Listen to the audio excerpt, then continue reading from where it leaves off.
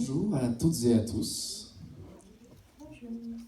Bienvenue à la maison, voilà, la maison de l'Éternel, là où son peuple se réunit, et ici, donc à Logne, c'est dans cette église.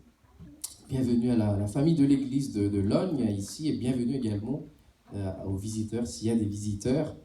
Alors, vous savez, hein, donc, quand nous sommes là, ça veut dire qu'il s'est écoulé 2 mois depuis la dernière fois qu'on était venu, parce que voilà, c'est ça qu'on a convenu avec Nicolas, pasteur Nicolas et Priscille, voilà, qu'on vienne une fois tous les 2 mois pour faire la louange et faire, voilà, aider l'équipe un petit peu aussi pour qu'il y a, voilà, pour alterner, pour avoir aussi d'autres comment dire, façons, manières de louer, sachant que on fait la même chose. On est en train de tout simplement de louer Dieu ensemble. Amen. Amen. Et alors aujourd'hui, on est le 28 novembre. Le temps passe vite, hein. Et donc dans 1 mois, on arrive déjà à la fin de l'année. Et l'année 2021 sera dans... On va parler au passé de l'année 2021 déjà. Et je ne sais pas, dans plusieurs églises, dans cette période-là, on va parler de la période de l'Avent. Je ne sais pas si ça vous parle. Donc la période de l'Avent, les églises qui en parlent, c'est tout simplement la période qui précède Noël, en fait. Voilà, c'est la période, enfin c'est les 4 semaines avant Noël. Et aujourd'hui, il se trouve que c'est le premier dimanche de l'Avent, c'est-à-dire que c'est le premier dimanche, 4e dimanche, donc avant Noël. Et la période de l'Avent, c'est un temps de préparation, tout simplement. Hein. Ce mot vient du latin adventus, qui signifie avènement. Voilà. En l'occurrence, on va parler de l'arrivée sur terre de Jésus. Et comme nous savons tous, Noël, c'est plus qu'une fête ou des cadeaux, c'est bien plus que ça. Nous allons nous rappeler, nous souvenir de ce que les prophètes ont annoncé des années bien avant. Et on va aussi se rappeler de l'importance justement de cette venue de Jésus, la parole faite chair sur la terre. Et voilà, c'est un événement qui est important aussi pour nous en tant que chrétiens. Et on va avoir aujourd'hui l'occasion de louer Dieu ensemble et aussi d'être dans cette attente de cet avènement de Jésus. Je vais lire dans Psaume, on va lire ensemble. Le psaume va être affiché, Psaume 63, versets 1 à 8.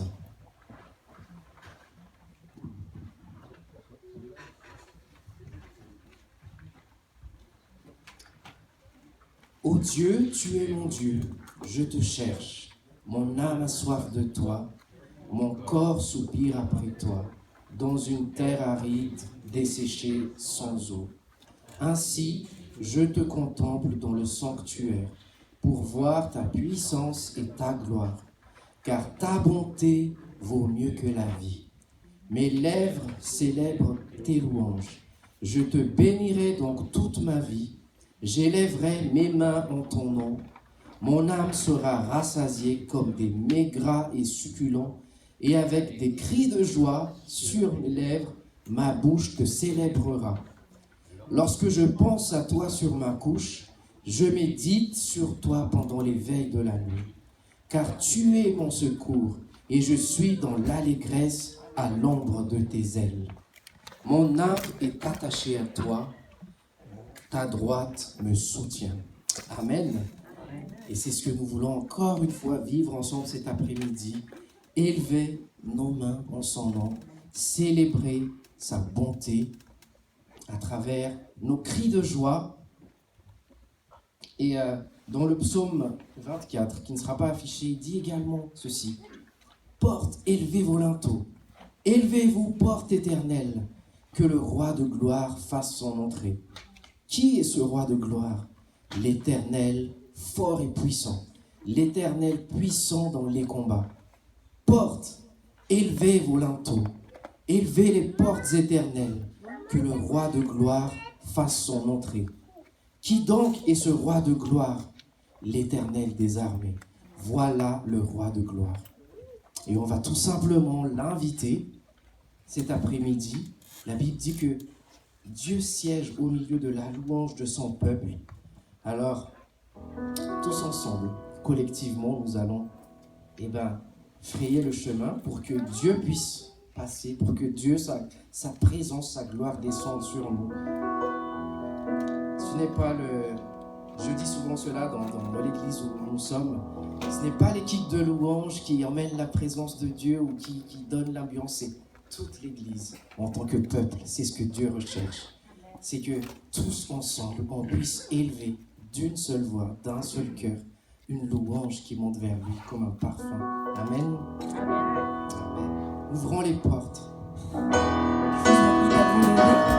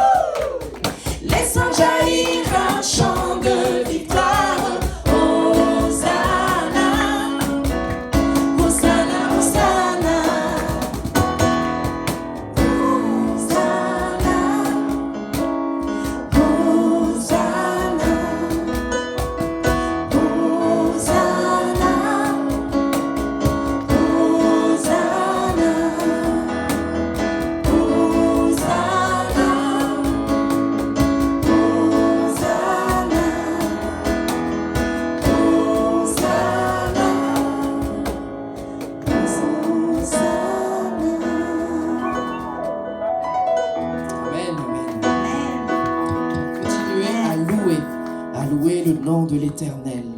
Je loue ton nom éternel.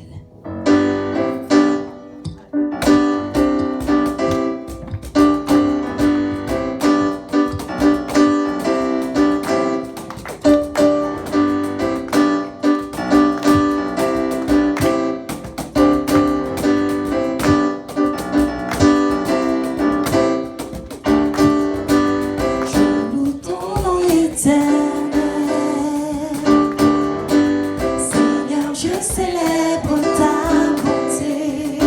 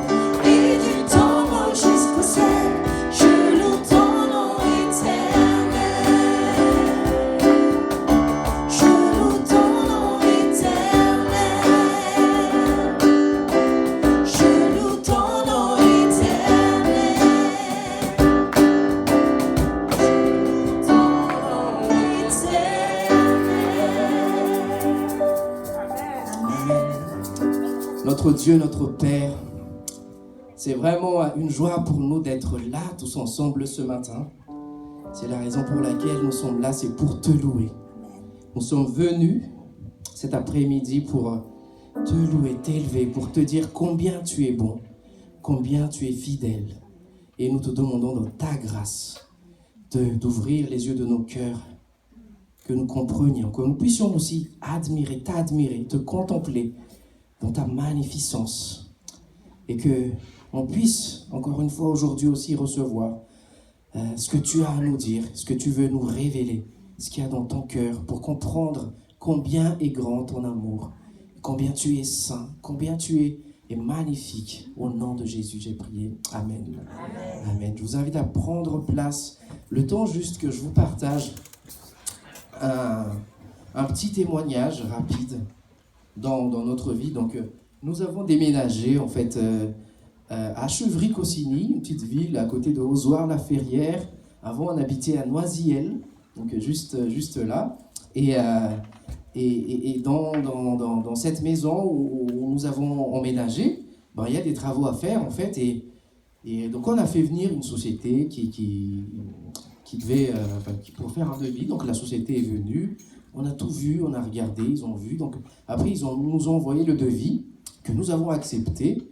Et quand l'heure de commencer les travaux était venue, donc on a reçu un message, ouais, désolé, on ne peut pas venir, donc c'était le mercredi. Ils ont dit, bah, on ne peut pas venir, mais par contre, jeudi, on sera là. On a dit, d'accord. Jeudi est arrivé, ah bah non, on ne peut pas, on est malade. Bah.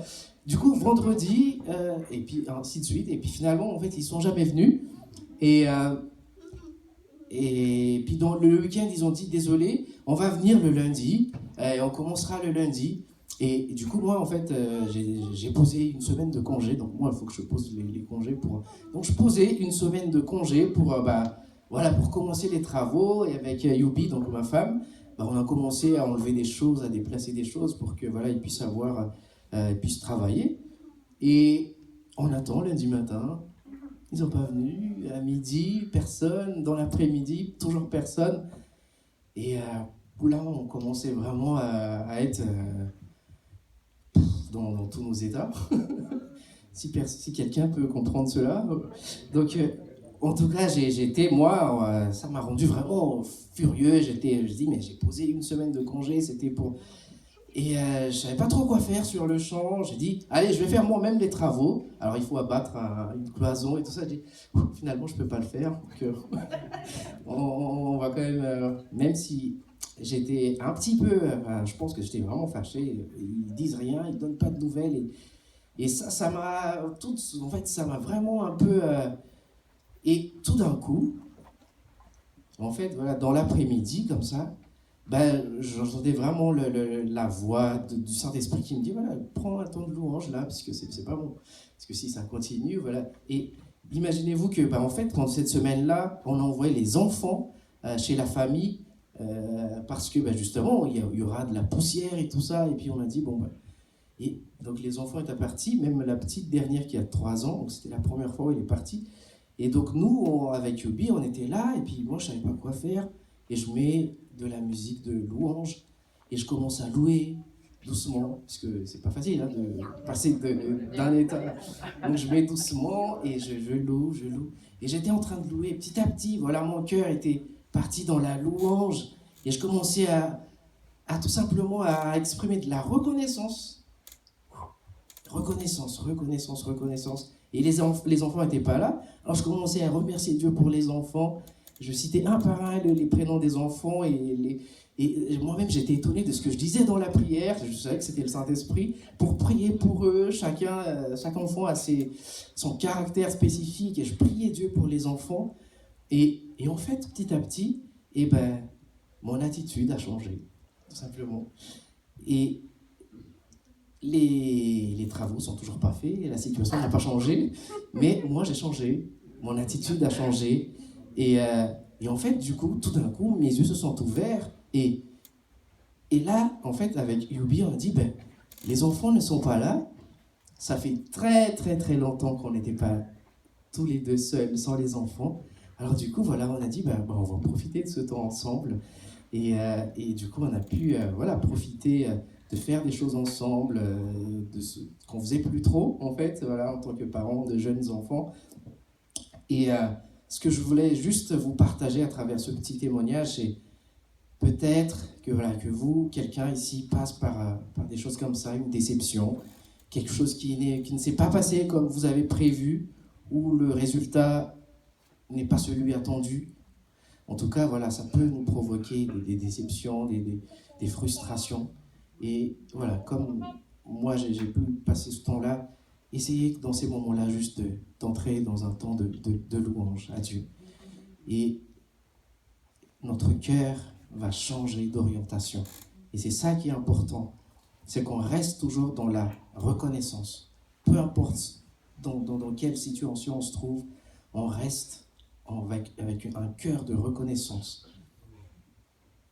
Et on va prendre quelques chants encore d'adoration, de louange et d'adoration.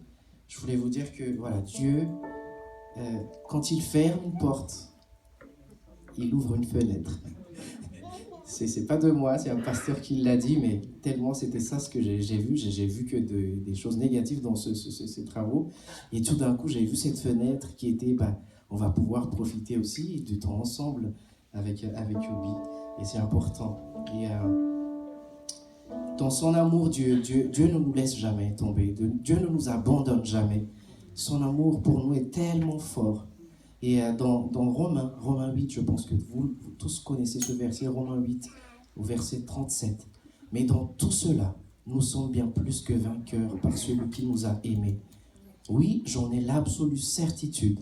Ni la mort, ni la vie, ni les anges, ni les dominations, ni le présent, ni l'avenir, ni les puissances, ni ce qui est en haut, ni ce qui est en bas, ni aucune autre créature, rien ne pourra nous arracher à l'amour que Dieu nous a témoigné en Jésus-Christ, notre Seigneur.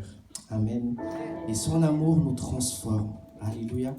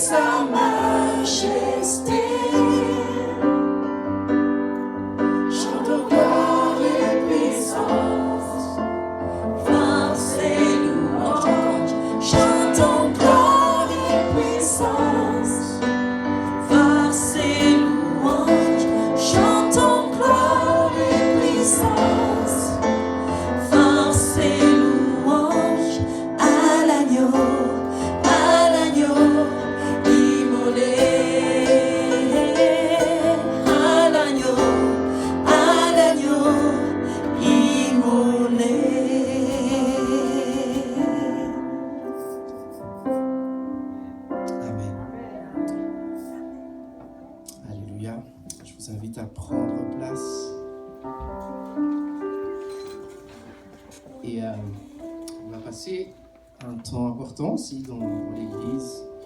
Et c'est les offrandes. Alors, je n'ai pas prévu ce que quelqu'un pourrait du coup prendre, juste prier pour les offrandes après et faire passer les paniers. La Bible nous dit que voilà, tout ce que nous avons, c'est Dieu qui nous donne. Tout ce que nous avons, c'est de sa main que nous recevons. Cela veut dire qu'il est la source de toutes nos ressources. Si nous avons la santé pour aller au travail, c'est tout simplement grâce à lui. Amen. Et il est tout à fait normal que nous puissions l'honorer, lui donner une part de ce qu'il nous a donné et il nous a demandé de gérer. Seigneur, merci pour ta présence dans nos vies. Seigneur, c'est vraiment une grâce de savoir que tu es là, à nos côtés, Seigneur, et que tu as investi en nous, en Jésus. Tu as donné Jésus pour nous à la croix, afin que nous puissions être sauvés, pardonnés, purifiés. Et merci, Seigneur, encore parce que tu nous conduis chaque jour et que tu es celui qui pourvoit pleinement à nos besoins. Et nous voulons vraiment, dans ce moment particulier, t'apporter notre louange, t'apporter nos offrandes, notre dîme, d'apporter vraiment le fruit de ce que tu nous as donné. Et nous savons, Seigneur, que ce n'est pas une perte, mais au contraire, c'est un investissement dans le royaume de Dieu. Et nous voulons investir pour que le royaume de Dieu avance, pour que la bonne nouvelle soit annoncée, que des vies soient transformées. Seigneur, nous voulons voir dans cette région des âmes qui viennent et qui confessent le nom de Jésus. Alors cette offrande, Seigneur, nous savons que c'est pour la construction vraiment de ton royaume, de ton église, et que vraiment il soit pourvu pleinement, que Seigneur, il y ait de quoi, Seigneur, dans ta maison pour annoncer l'évangile, pour payer le pasteur, pour payer les frais. Seigneur, nous savons que tu es capable, Seigneur, au travers de nous, de faire de grandes choses. Alors que chacun puisse donner avec un cœur réjoui, Seigneur, nous de donner avec joie, et que vraiment tu puisses bénir et multiplier. Amen. Amen. Pendant que le panier passe, on va prendre ce chant. Tu es venu jusqu'à nous.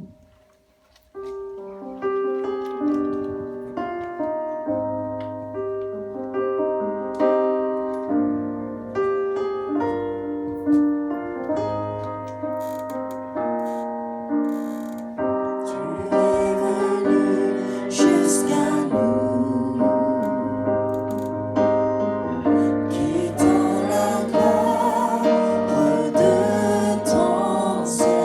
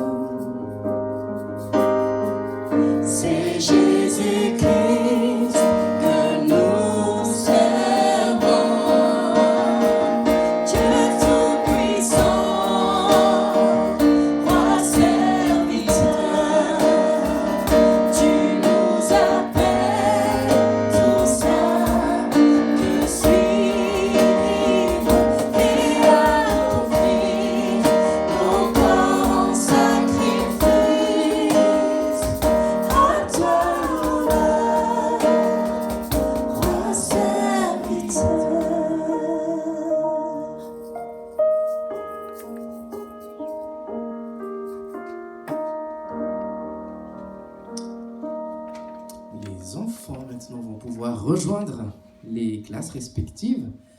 Alors, je ne sais pas, il y a les personnes qui s'occupent des enfants, qui doivent dire ce qu'ils vont voir aujourd'hui.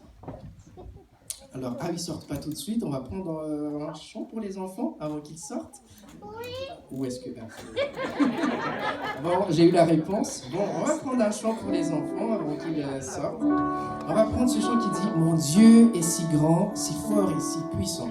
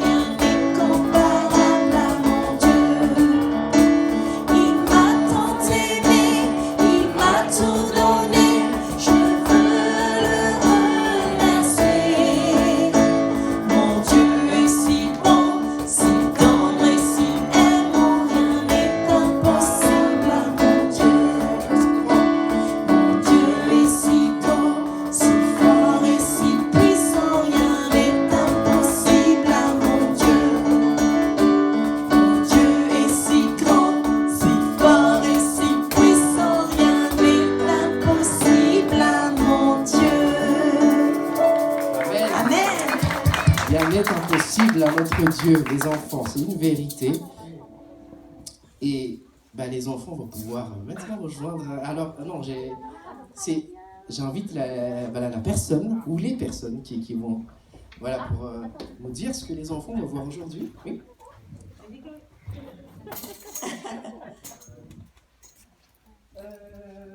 Du coup, moi, avec les petits, on va parler d'une femme qui a cru en Dieu, tout simplement. D'accord. C'est super. Et avec les ados, on prépare quelque chose. Surprise, c'est surprise. Attention. Ça veut dire que dans quelques temps, il y aura une surprise.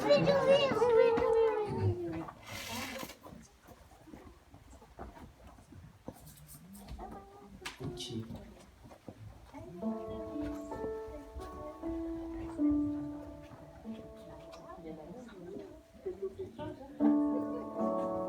C'est super d'avoir les enfants, c'est une bénédiction également. Et je vais maintenant passer la parole au pasteur Carlos, qui va apporter le message aujourd'hui.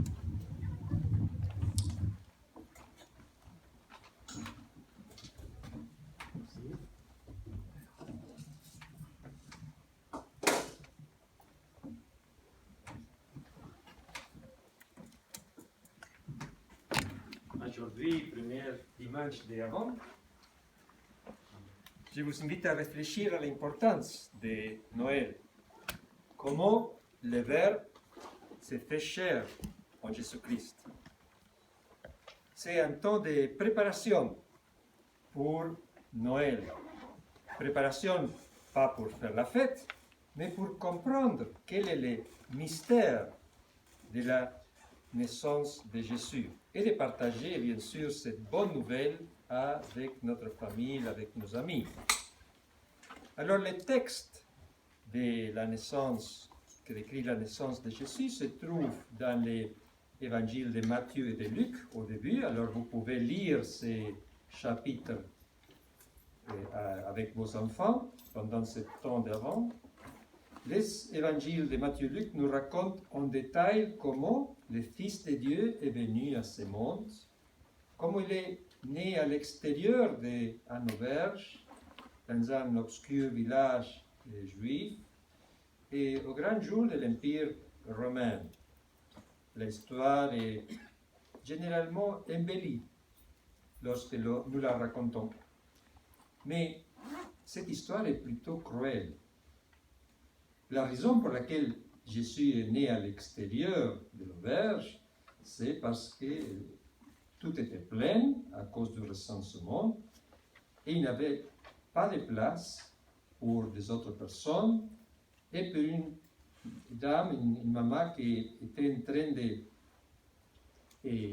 faire son travail d'accouchement, personne ne lui a donné une place pour ce soir, cette nuit. Alors il a dû avoir son bébé dans la écurie et le verser dans un auge à bétail. L'histoire est racontée dans la Bible sans passion, sans commentaire, mais aucun lecteur réfléchi ne peut s'empêcher de frissonner devant cette image d'insensibilité, de dégradation qu'il dresse. L'apôtre Jean nous raconte l'histoire de Noël autrement, parce qu'il commence à raconter beaucoup de temps avant où était le Fils de Dieu avant de naître. Au commencement, dit Jean chapitre 1, verset 1, au commencement, la parole existait déjà. La parole était avec Dieu et la parole était Dieu. Quelques versets plus tard, il dit que la parole s'est fait homme, qu'il habitait parmi nous et que cette parole était le Fils de Dieu. Jean nous explique que le Fils de Dieu existait déjà avant de naître à Bethléem. Et le Fils a toujours existé.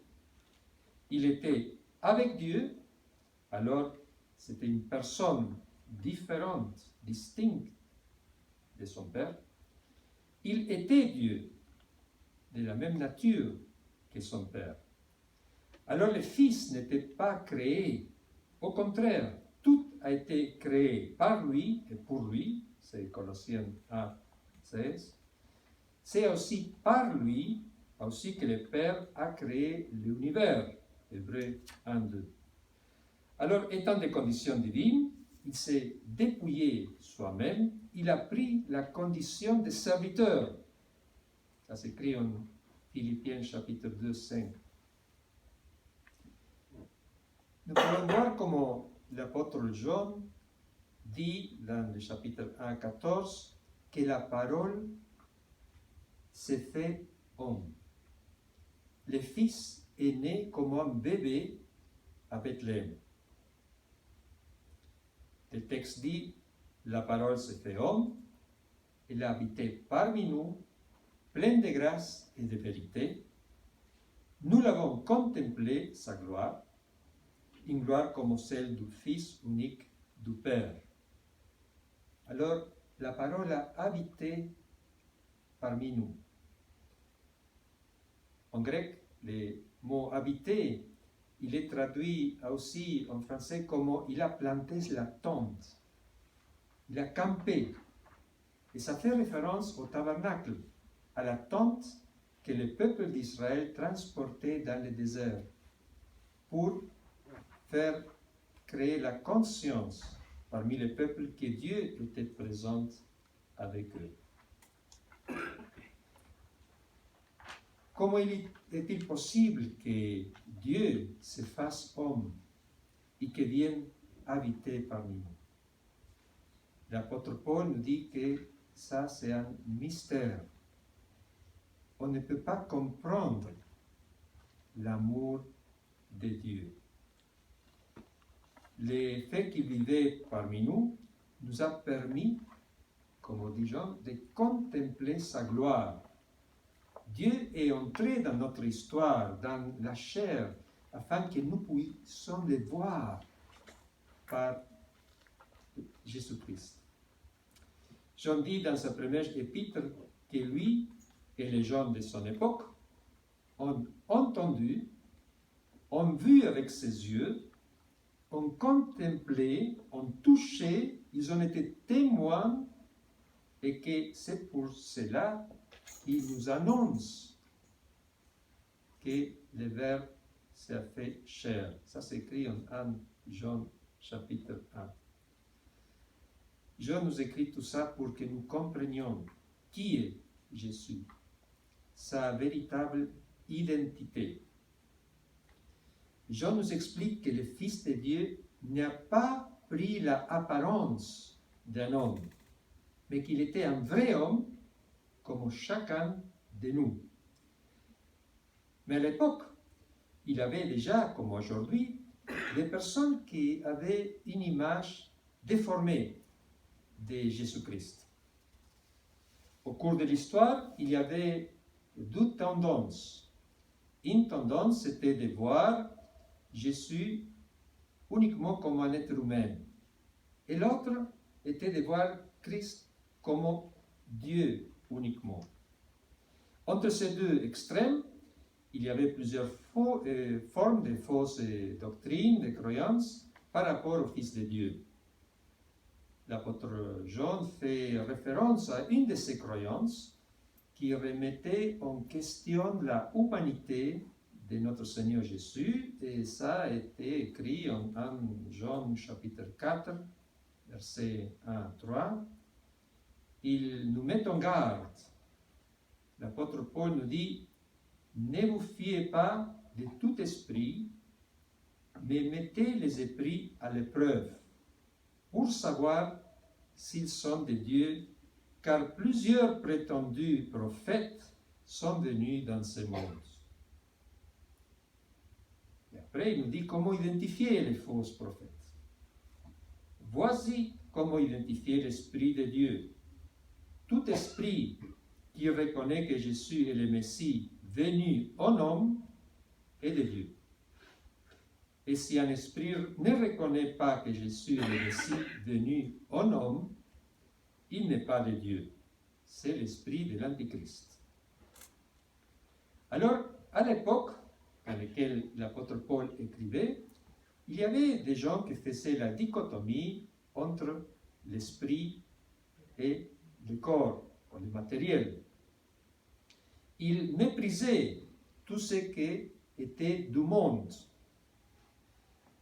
les choses matérielles, la science, même le corps humain. Ils voyaient le corps comme la prison de l'âme. Et pour cette raison, ils ne pouvaient pas accepter que Dieu se soit incarné dans un être humain.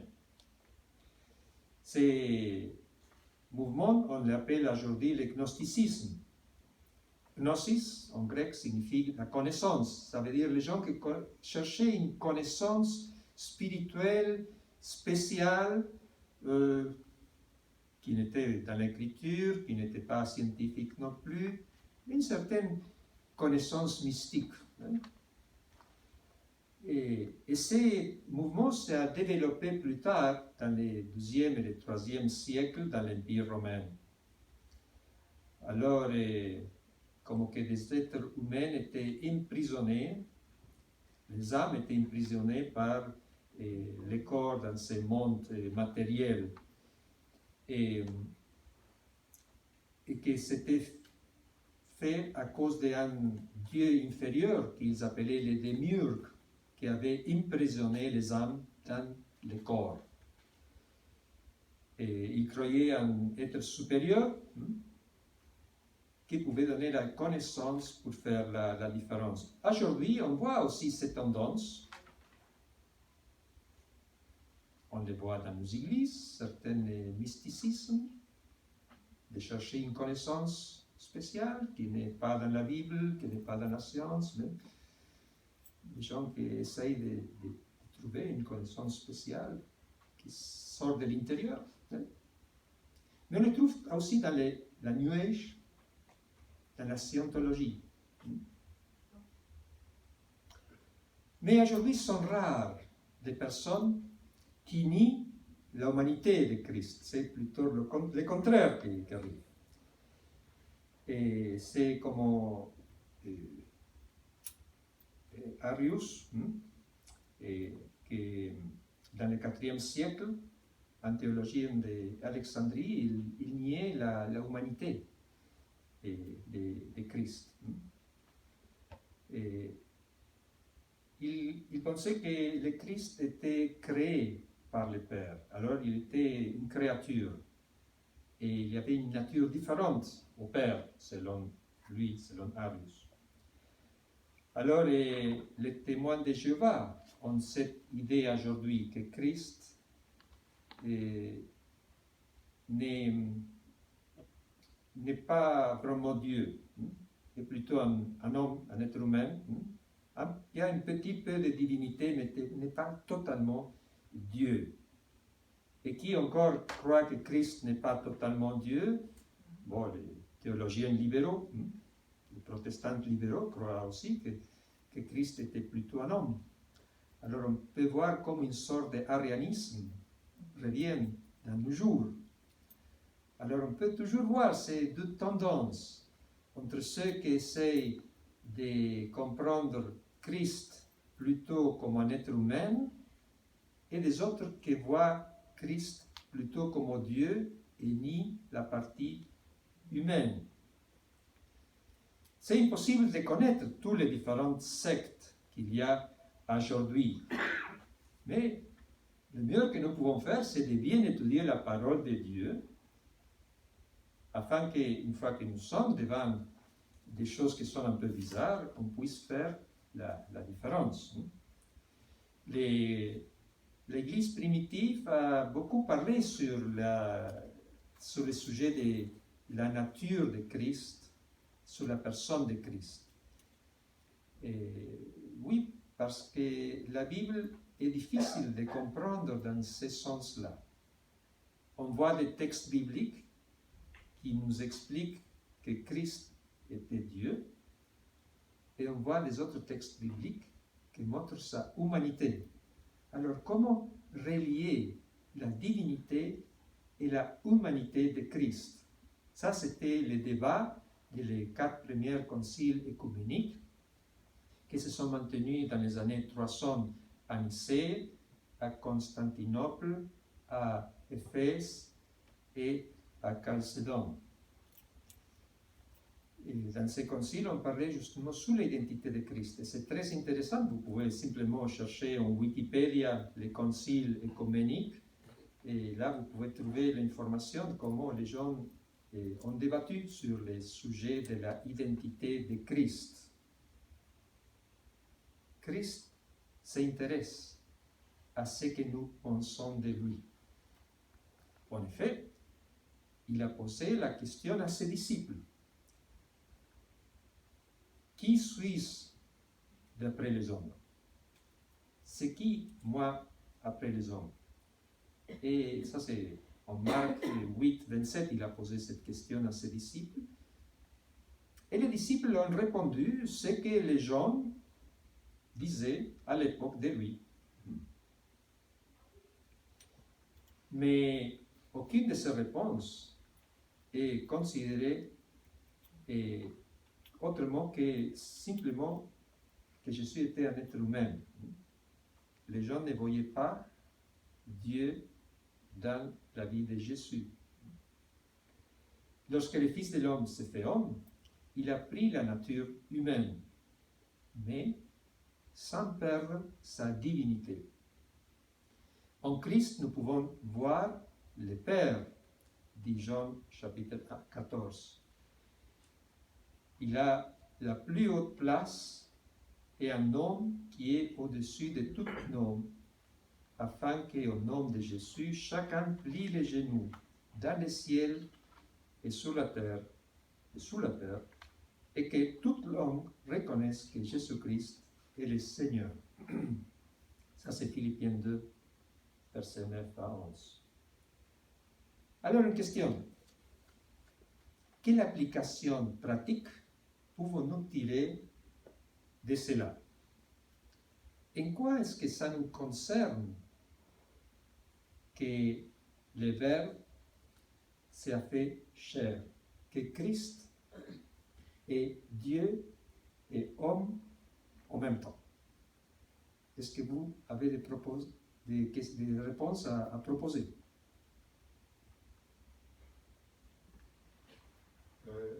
lorsque les disciples ils ont posé la question qui suis-je, il y a quand même Pierre qui a dit tu es le Christ, le Fils de Dieu.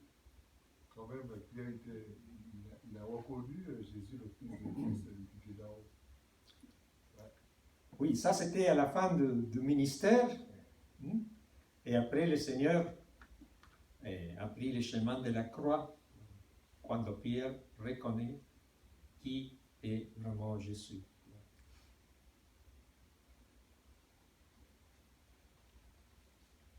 Mais quand on pense à que le Seigneur Jésus est Dieu et homme en même temps,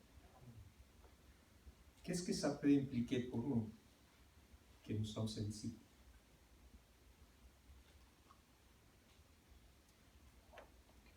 Qu'il a vécu aussi des choses que nous pouvons vivre maintenant en tant qu'homme. Il nous comprend dans nos souffrances, dans ce que nous vivons comme difficulté, parce que lui-même il était homme. Et il est le plus à même de comprendre cela en fait, tout en étant Dieu, du coup, qui a la solution aussi. Alors, je répète, pour ceux qui sont en train de voir la vidéo, que Christ, en tant qu'homme, il nous comprend. Il comprend nos souffrances. Il comprend nos problèmes. Quand il s'est identifié avec notre humanité, et on peut dire qu'il comprend très bien les choses que nous passons, que nous sommes en train de traverser, inclut la mort, parce qu'il est mort. Alors le Seigneur connaît tout ça avant que nous, on le connaisse. Alors c'est très important de voir cet aspect qu'il nous comprend. Et comme Rado a dit aussi, non seulement il nous comprend, mais il peut faire quelque chose. Nous, peut-être, on peut comprendre notre personne. C'est difficile d'être à la place de notre personne. Mais plus ou moins, on peut comprendre ce que souffre notre personne. Mais est-ce qu'on peut faire quelque chose pour l'autre? Oui, non. Vraiment, dans certaines circonstances, on ne peut pas aider. Mais Christ, il est Dieu. Oui, il peut aider. Ça, c'est vraiment la chose la plus importante à retenir. Le Verbe qui s'est incarné en être humain peut nous comprendre, mais lui aussi, il peut faire quelque chose quand nous sommes dans une situation difficile. Quoi encore? Qu'est-ce que signifie que Christ soit Dieu et homme en même temps pour nous? En quoi est-ce que ça nous concerne?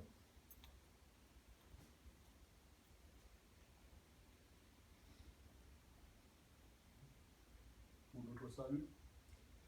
Oui, exactement, pour notre salut. Parce que Christ, il est mort dans la croix, parce qu'il est venu nous sauver. Combien de personnes ont donné la vie pour quelqu'un d'autre? Beaucoup de personnes se sont sacrifiées pour les prochains. Beaucoup ont donné la vie pour sauver une autre personne ou pour sauver plusieurs personnes.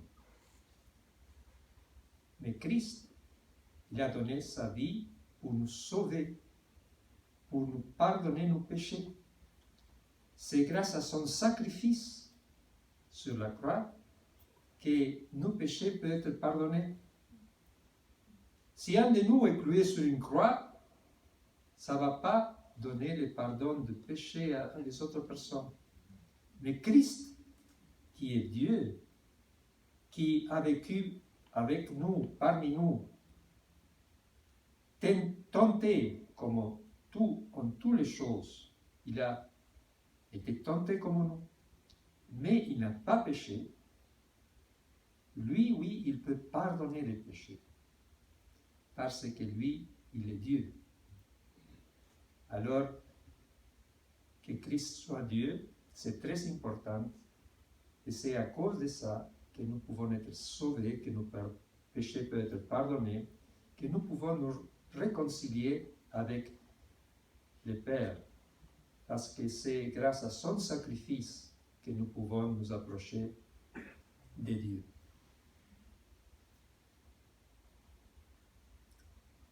Alors, quand on lit l'histoire de Noël, on ne pense pas simplement à ces petits bébés mignons. On pense à Dieu qui a décidé de venir et naître parmi nous. C'était une décision qu'il a prise de prendre la nature humaine, de transverser beaucoup de choses comme nous, on est en train de transverser, et beaucoup plus, de donner sa vie dans la croix. Est-ce que vous voyez des autres applications pratiques? Ça veut nous dire aussi que après la vie, comment dire, il nous dit que la vie, il y a quelque chose après la vie. Il veut dire qu'il y a une autre vie. Christ est venu pour nous dire qu'il y aura une autre vie après cette vie ici-bas. Oui, c'est justement la résurrection de Christ qui nous donne l'espérance. Alors, c'est grâce à que lui, il est Dieu, qu'il était ressuscité. Jésus a dit, j'ai mis ma vie à disposition, personne ne me la quitte, c'est moi qui la donne. On ne voit pas la crucifixion de Christ comme quelqu'un de pauvre qui a été mis sur la croix. Non, Jésus a décidé d'aller à la croix. Il a donné sa vie pour la reprendre après. Ça a une grande importance pour nous aussi, parce que, puisque lui, il est ressuscité, nous aussi, nous allons ressusciter, dit la parole de Dieu. Est-ce que vous avez des autres idées?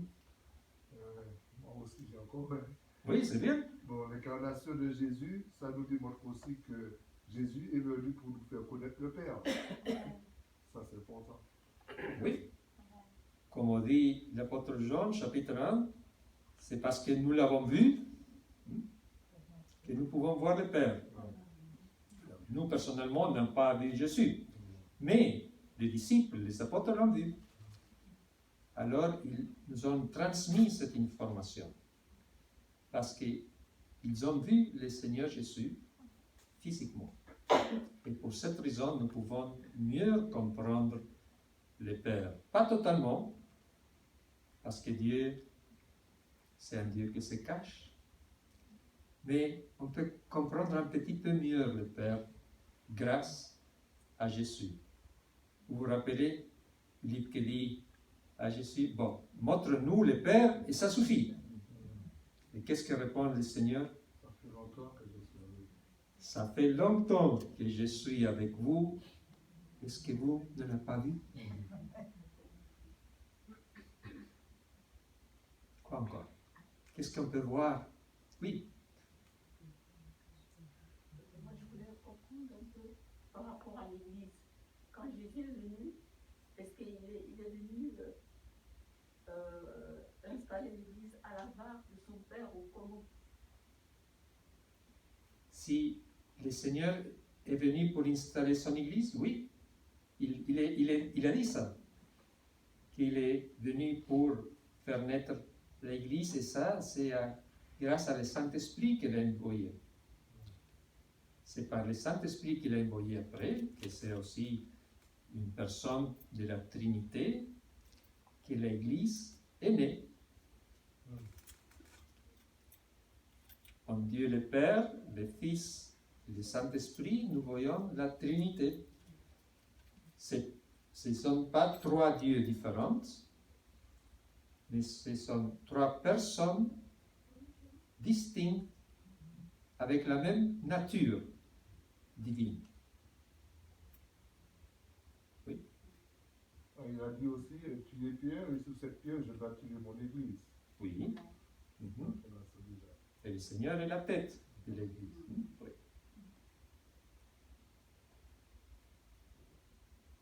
On peut voir dans la vie de Jésus cette humilité de Dieu. Ça, on le voit très bien en Philippiens chapitre 2. Dieu, qui a tout, il laisse tout ça à côté pour venir naître comme un être humain. Alors on peut voir cette humilité, cet esprit de sacrifice. Et nous pouvons imiter cela. Et beaucoup de livres ont été écrits sur l'imitation de Christ, sur l'importance d'imiter le Seigneur, de suivre son exemple.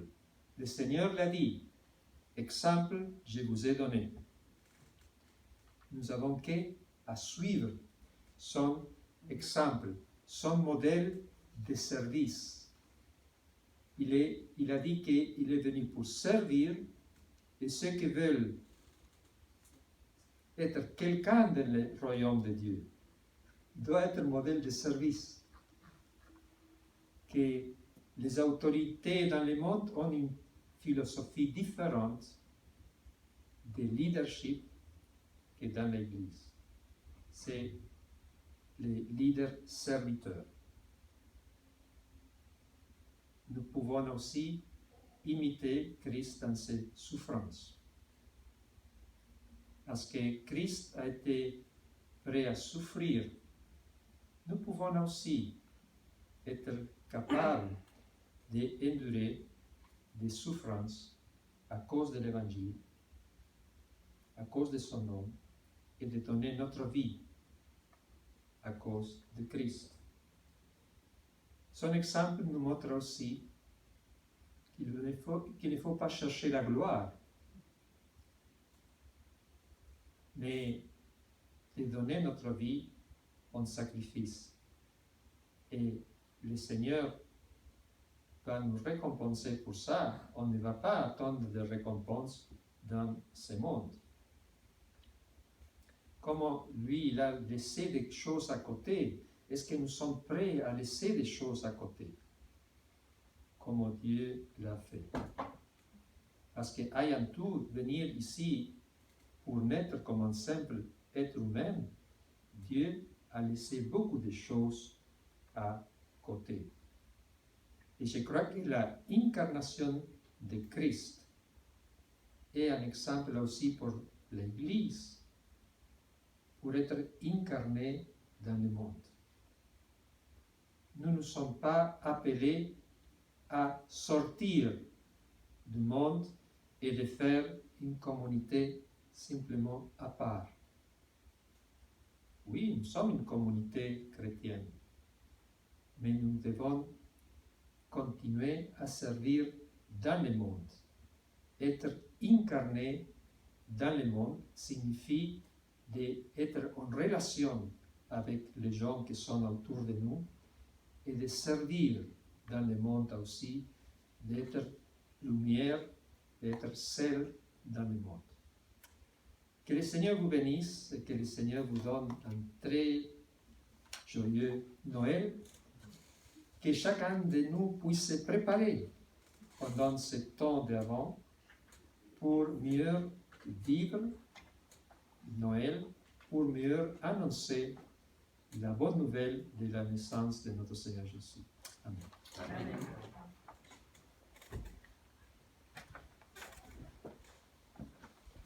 Merci Carlos. Nous voulons dire merci Seigneur pour Carlos. Quand tu viens ici, tu nous encourages toujours, Carlos. Et ça nous fait du bien de t'entendre, de t'écouter. Et aussi, ça nous fait chaud au cœur de mieux connaître Dieu, et aussi mieux le suivre, mieux le servir. Et la Bible nous dit que, faute de connaissance, mon peuple périt. Et étant chrétien, nous avons besoin de connaître celui qui nous a sauvés pour savoir comment l'aimer, comment le suivre, comment le servir. Et l'incarnation de Jésus, c'est très importante, je dirais, pour nous chrétiens, non seulement pour nous, mais aussi pour savoir nous défendre, comment nous défendre par rapport à la foi, mais aussi comment communiquer notre foi aux autres, parce que effectivement, nous sommes des enfants de Dieu, nous avons Christ dans notre vie, et pour le partager, nous devons savoir qui il est et pourquoi il est venu. Et merci aussi de parler de l'humanité qui veut dire incarnation de l'humanité de Jésus. Jésus n'était pas Dieu seulement, mais il était homme et Dieu en même temps. Plein homme et plein, comment dirais-je, il était vrai homme et vrai Dieu. Ça, c'est très important parce qu'au jour d'aujourd'hui, lorsque nous parlons de l'évangile, les gens nous disent comment vous avez vu Dieu, qui vous dit que Dieu existe? Et c'est vrai, Dieu s'est fait homme. Jésus, c'est Dieu. Comme disait Carlos, nous ne l'avons pas vu, mais les disciples l'ont vu, ils l'ont contemplé, ils ont parlé, ils l'ont touché. Et au jour d'aujourd'hui, chacun de nous, nous avons fait cette expérience de la nouvelle naissance. Lorsque nous avons cru, nous avons reçu Jésus dans notre cœur et maintenant nous pouvons parler de Jésus autour de nous. Et c'est pour cela que nous sommes là aussi, aujourd'hui, non seulement pour écouter la parole, mais aussi pour inviter des gens de venir, pour non seulement voir, mais pour écouter. Et l'évangélisation a toujours existé, ce n'est pas uniquement dans le Nouveau Testament, mais aussi dans l'Ancien Testament. Les gens, ils ont prêché l'évangile. Nous avons l'exemple de Noé, qui, avant le déluge, il a prêché l'évangile durant 120 ans pour que les hommes soient sauvés. Et même dans le Nouveau Testament, Jean-Baptiste, quand il a parlé de Jésus, il a prêché le baptême de repentance, et nous voyons que ensuite les autres sont venus, il a présenté l'évangile aux autres disciples qui étaient là, et ils ont cru, ils ont suivi Jésus. Alors, comme ce que je voulais dire, il ne suffit pas de donner un traité ou de donner une invitation, mais il faut insister que les gens viennent. Et je me rappelle quand j'ai accepté l'évangile, on m'a parlé de Jésus, on m'a parlé de l'évangile, mais la personne qui m'a parlé de Jésus, de l'évangile, m'a dit viens voir comment ça se passe à l'église, viens voir. Et effectivement, un jour, quand le Seigneur m'a touché, eh bien, je me suis habillé et j'ai été dans une église évangélique. Et c'est là, quand j'ai écouté le pasteur prêcher, le Saint-Esprit m'a touché. Et c'est à ce moment-là, je suis né de nouveau, j'ai accepté Jésus dans ma vie. Et je crois que c'est très important, non seulement de les inviter, mais de les dire de venir voir, comme les disciples ont dit, venez voir, j'ai trouvé le Messie. Et nous aussi, nous devons insister là-dessus, inviter nos amis et de leur dire de venir voir comment cela se passe. Et je crois que quand nous sommes là, Jésus est au milieu de nous, le Saint-Esprit fait un travail formidable. C'est seul le Saint-Esprit qui peut nous convaincre de péché, de justice et de jugement. Pas nous. L'homme ne peut rien faire. Nous sommes que des ouvriers, des co-ouvriers avec Dieu. Nous faisons la fonction d'ambassadeur, d'ambassadrice. Nous amenons les gens, nous parlons des gens à Jésus bien-aimé. Alors nous ne devons pas avoir peur. Et cette semaine, j'ai vécu quelque chose. Je parlais avec des enfants, et ils sont très sages, ces enfants-là. Mais je ne voulais pas parler de Jésus. Et ça me trotte dans la tête de parler de Jésus à ces enfants. Alors je me dis, comment je vais faire pour parler de Jésus à ces enfants? Et finalement, c'est un enfant parmi les enfants qui a parlé de Jésus. Il a dit que mes grands-parents m'ont parlé de Jésus. Mes grands-parents m'ont dit que c'est Jésus qui a créé le ciel, la terre et tout. Et c'était formidable la conversation. J'ai profité pour bien expliquer l'évangile à ces enfants bien-aimés. Parfois, on a peut-être honte de parler de Jésus autour de nous. Mais ce n'est pas nous, c'est le Saint-Esprit qui fait ce travail. Et c'est pour cela que nous ne devons pas avoir peur ni avoir honte de parler de Jésus. Comme disait l'apôtre Paul, je n'ai point honte de l'évangile, car c'est une puissance de Dieu pour le salut de quiconque croit. L'évangile, c'est une puissance de Dieu. Alors, n'ayons pas peur de parler de Jésus, mais aussi d'éviter les gens. Enfin, c'est arrivé, c'est bientôt la célébration de Noël, le 5, avec Denis et Isabelle, bien-aimés. C'est dimanche prochain. Alors, j'ai emmené des invitations, c'est à l'entrée. Alors, c'est la dernière semaine, vous savez que c'est très difficile. La plupart des gens qui sont dans l'équipe d'évangélisation, ces gens-là travaillent et parfois ils arrivent très tard. Je prends le cas de moi-même, je travaille et mes horaires sont vraiment durs, parfois 17h, 19h à la maison parfois. Alors c'est pour vous démontrer qu'on n'a pas toujours ce temps-là. Alors, si c'est possible, autant que cela dépend de vous, chacun de nous, nous pouvons prendre un petit lot et puis aussi distribuer autour de nous, dans la cité, dans les environs, juste un petit lot. Cela va nous aider parce que nous n'avons pas beaucoup de temps encore. Il nous manque jeudi, c'est avec le pasteur Nicolas, de 19h à 20h à la gare de Tonsi. Vendredi, c'est moi, de 19h à 20h. Et le samedi, de 11h30 à 13h30, c'est moi encore. Alors, tous ceux qui sont intéressés, vous pouvez venir nous aider. Le jeudi soir, de 19h à 20h, avec le pasteur Nicolas à la gare. Moi, c'est le vendredi aussi, de 19h à 20h à la gare de Tonsi. Et le samedi, de 11h30 à 13h, c'est encore moi, à la gare de Tonsi, ou peut-être dans les environs, nous allons marcher autour du lac pour distribuer des invitations. Alors, n'oublions pas, cette semaine, c'est vraiment une semaine chargée pour nous. Pensez à nous dans la prière, pensez à l'église, pensez à tous ces gens-là qui vont recevoir une invitation, que vraiment Dieu touche leur cœur, qu'ils viennent, qu'ils écoutent, mais aussi qu'ils acceptent le Seigneur. Et puis aussi, nous allons parler il y a notre frère Fernando qui est à l'hôpital. Je l'ai fait une petite visite mercredi, ça va mieux. Il a été opéré des intestins. Alors, pensons à lui dans la prière et continuons aussi à demander à Dieu sa grâce sur lui. Je ne sais pas s'il y a d'autres choses à annoncer. Si j'ai oublié quelque chose, non, c'est bon? Eh bien, merci beaucoup. Il y a sans doute un dernier chant. Et merci Carlos pour ton message. Merci pour la parole de Dieu qui nous fait du bien. Merci. Et Dieu t'a bien utilisé pour nous encourager en cet après-midi. Merci. Allez, au revoir.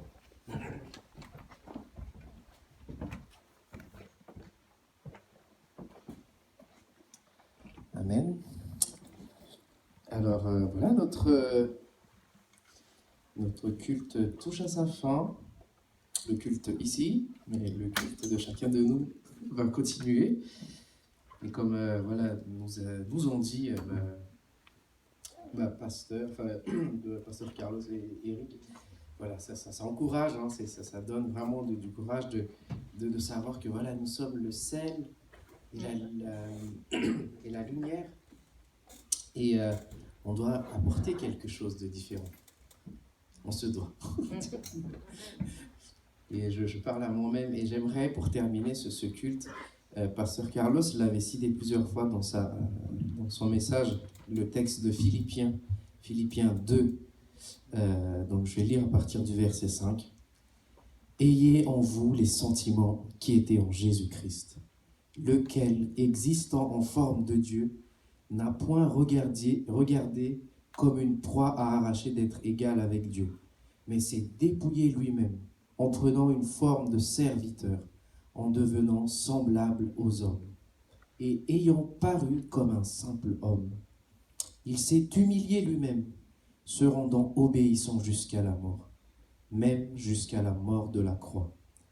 C'est pourquoi aussi Dieu l'a souverainement élevé et lui a donné le nom qui est au-dessus de tout nom, afin qu'au nom de Jésus, tout genou fléchisse dans les cieux, sur la terre, sous la terre, et que toute langue confesse que Jésus-Christ est le Seigneur, à la gloire de Dieu le Père. Amen. Amen. On va prendre ce dernier chant qui parle justement de ce mystère et de ce nom merveilleux qui est le nom de Jésus.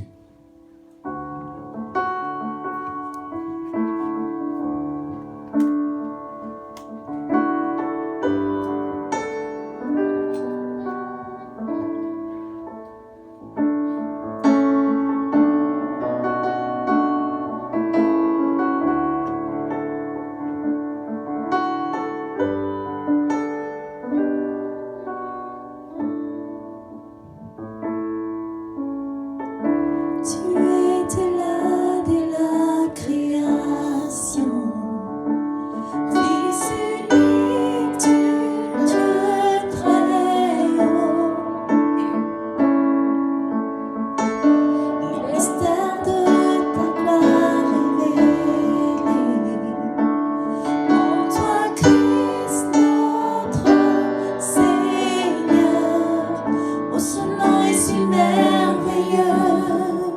Oh, ce nom est si merveilleux. Le nom de Jésus, Christ mon roi. Oh, ce nom est si merveilleux. Sa beauté sans pareil. Oh, ce nom est si merveilleux. Le nom de Jésus.